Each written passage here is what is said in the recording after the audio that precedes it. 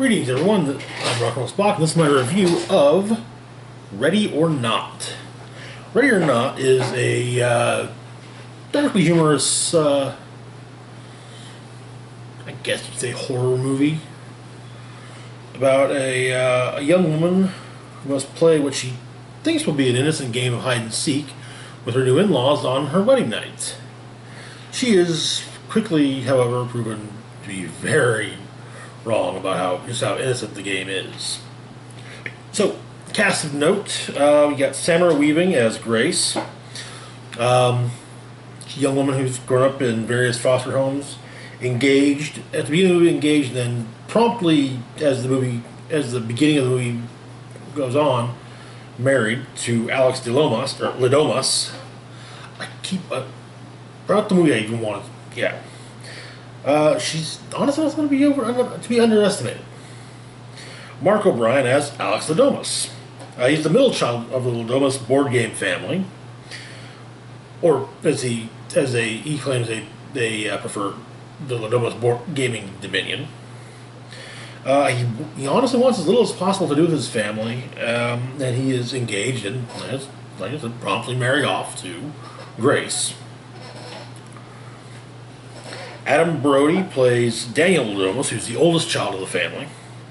He goes along with what his family wants, and he's kind of just given up on things going well for him, and he's a bit of an alcoholic. Married to and he's got a wife named Charity. Henry Zierney as Tony Lidomas. He's the patriarch of the family. Takes family tradition very seriously.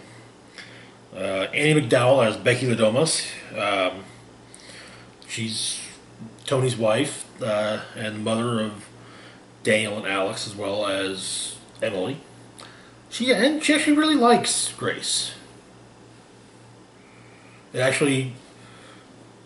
She's one of the family members that when it's decided when it comes up to be playing hide and seek, she actually genuinely does not wish that any other game had come up. She genuinely wishes that any other game had come up.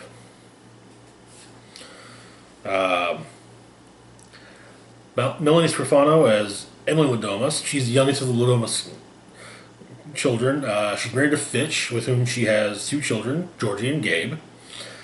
Has a bit of a cocaine habit, as well as a proclivity for anything, really, that'll get her high. Moving on to Christian Bruin as Fitch Bradley. Emily's husband, as well as the father of Georgie and Gabe. There's not really much to say about it. Georgie was not that... isn't really all that fleshed out in the movie, but he serves a purpose. He serves a specific purpose. And he does so. He serves that purpose well. So, yeah. Then we've got... Oh, this is going to be fun. This is the hard name to pronounce. Nikki Guadani as Anteline. She's Tony's sister. Does not even remotely hide her dislike for Grace from the get-go. Stares daggers at her the entire time. Yeah, does not like her. Elise Levesque as Charity Lidomas, Daniel's wife, apparently had a rough life before meeting Daniel. Has no problem with the Lidomas family ritual. And finally, you got John Ralston as Stevens, the family butler. Really enjoys classical music. Also well versed in the family ritual. So, as much for breakdowns as I can give, because things get kind of... It's hard not... With movies like this, it's really hard to go too far in without spoiling things, so yeah.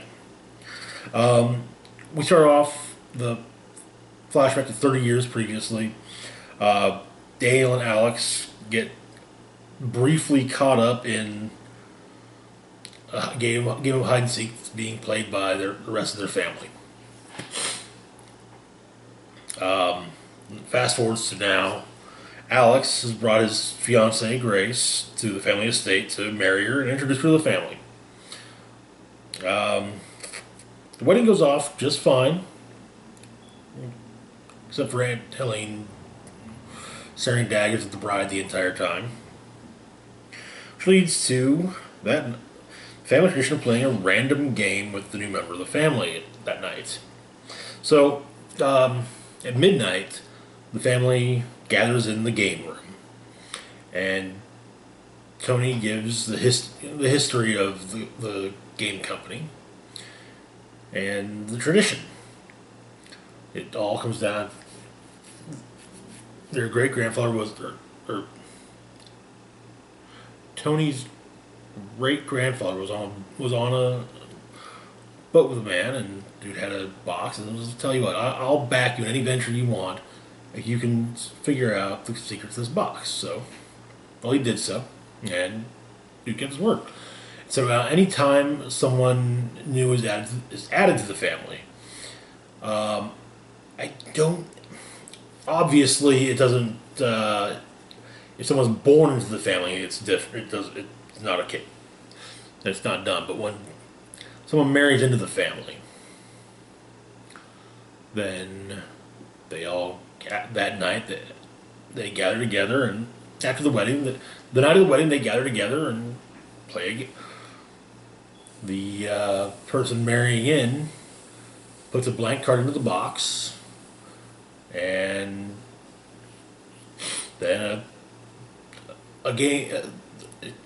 The box pops out another card with the name of a game on it, and usually something harmless. But if it's hide and seek, well, it's a more fatal version than we all played as kids. So, of course, they're not. Tony doesn't tell this part in the history. So, so hide and seek comes up. There's a mixture of reactions.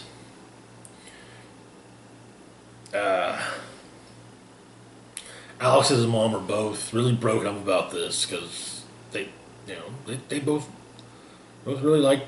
Obviously, Alex likes Grace. He's marrying her, and his mom really likes her too. But now they have to. The family now has to find her and kill her by dawn. So she's told she's kind of 100 to hide, but all the surveillance cameras throughout the mansion will be turned off, so no one can just go in the security room and say, there she is. And so she goes off to hide, and while the count is going on, weapons are passed out to everyone else. Tony takes one of his great-grandfather's rifles. There's a crossbow that's given. There's a pistol that's given. Various weapons are distributed about. Some more effective than some that are more effective than others. Alex is the only one not given a weapon because he's basically just going to stay in the game room, and yeah. But he decides he's going to go help her. However, it doesn't take long before Grace discovers how serious of a game she's actually in. And so she then does her best to both fight back and escape with the aid of Alex. And that all leads up to, honestly, a very amusing ending. I'll just leave it at that. So, ups and downs of the movie.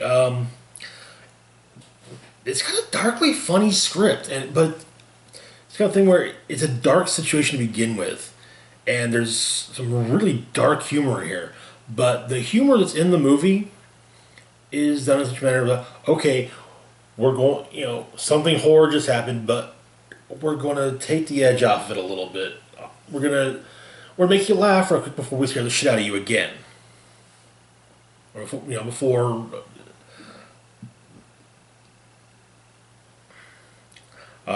But yeah, I actually found it to be. I, as well as a lot of people in the theater with me, laughed quite a bit watching this movie. Um, there's some really good makeup and gore effects too. Um, it's well cast and well shot. The set design. Oh, the mansion that the interiors of the mansion look just amazing, and it looks like this is some old, the house of the home of a family for generations. Um, there are a few moments that feel a bit contrived, but not too much so. Um, like isn't you don't feel pulled out of the movie by any of them. Um, one thing I will there was I did have one slight issue with some of the makeup and gore effects. Basically, there's a point where and this is something I dislike in pretty much any time it pops up, but there was a scene where some blood splatters on the camera lens, and I hate that happens. Not it just kind of yeah it makes for to me it makes for a sloppy effect. It does that's the one kind of thing that can pull me out of the movie, but it happened so quickly, and by the time it was over, like okay, all right, that's no longer a problem. So, yeah. So my overall opinion, it was a funny and darkly comedic horror thriller that makes a point to be more horror thriller than comedy, with excellent script and cast. I highly recommend it to horror fans and those with strong stomachs that enjoy dark humor. And this rating wise, I'm actually kind of surprised. I was not expecting to rate it this high, but I'd give it a 4 out of 5. I figured I would be maybe giving it 3.5, but no, it actually turned out a lot better than I was expecting. So yeah, that's it for now. As always, feel free to like, share, and subscribe. Hit the bell icon to be notified when I put new content. Links to my Facebook, Twitter, Patreon, and PayPal, and those can be found in the description box down below. This is Rock and Roll Spock signing off saying, live long and rock hard.